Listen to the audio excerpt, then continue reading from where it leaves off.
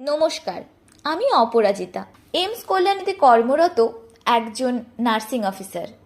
ভাবলাম আপনাদের সকলের সাথে নিজের প্রাত্যহিক জীবনের কিছুটা অংশ শেয়ার করলে মন্দ হয় না।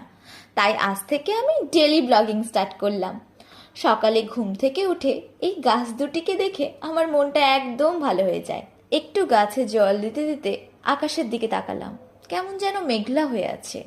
তাই আমি আর একটুও দেরি করলাম না, নিজের জন্য এক কাপ চা বানাতে লাগলাম। এক কাপ চা হাতে না পেলে আমার সকালটা যেন ঠিক করে শুরুই হতে চায় না। কে কে আমার মতো চায় লাভার আছেন, কমেন্ট করে জানাবেন কিন্তু। চায়ে চুমুক দিলে যেন এক নিমেষে আমি সব কিছু ভুলে যাই। থাক, আর বকবক করলে চলবে না, এবার আমাকে রান্না বসাতে হবে।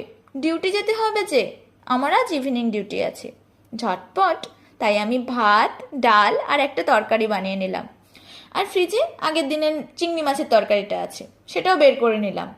লাঞ্চটা খুব ভালোই হলো। একা থাকি তো, তাই নিজের জন্য প্রত্যেক দিন এত বেশি রান্না করতে ভালো লাগে না। এই সেই সময়গুলো যখন আমরা বাড়ির খাবারকে খুব মিস করি, মানে আমি আমার মায়ের হাতের স্বাদকে মিস করি। হোক, আর আমার বকবক করলে চলবে না, এবারে আমাকে খেয়ে দিয়ে রেডি হতে হবে। এই যে আমার খাওয়া হয়ে গেছে, এবার আমি ঝটপট রেডি হয়ে নিই। এই যে আমি রেডি হয়ে গেলাম। এ বাবা, চুল বাঁধা হয়নি। এই যে আমি এখন চুলও বেঁধে নিয়েছি। এবার আমি একদম রেডি। এখন আমি এইমসের উদ্দেশ্যে রওনা দিয়ে দিলাম। আমি আমার এক কলিগের সাথে হেঁটে হেঁটে এইমস যাচ্ছি। আমি এখন ডিউটিতে রয়েছি, বেরিয়ে কথা বলছি কেমন।